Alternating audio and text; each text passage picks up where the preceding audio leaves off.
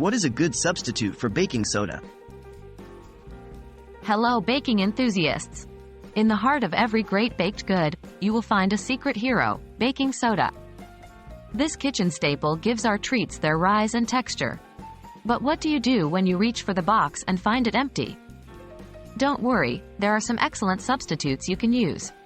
Today, we will be exploring the world of baking soda substitutes. What is baking soda?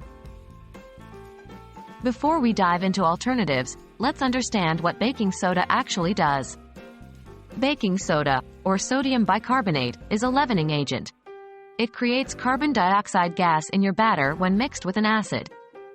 This gas gets trapped within the mixture and helps it rise, giving us fluffy and light baked goods. The best substitutes for baking soda. So, now we know how baking soda works, let's look at a few substitutes. 1. Baking powder. The most common substitute is baking powder. Baking powder is actually a combination of baking soda and an acid, usually cream of tartar, along with some cornstarch to absorb moisture. Because it contains baking soda, it can mimic its leavening properties.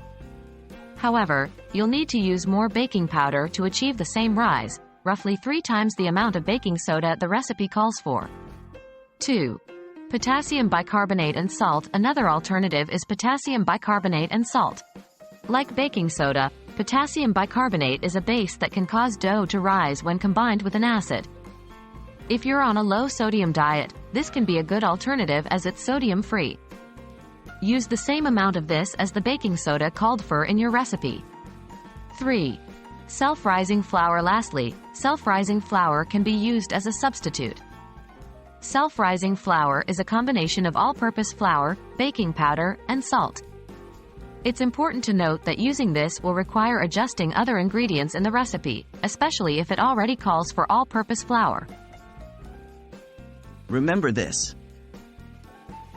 While these substitutes can work in a pinch, they may not work in all recipes.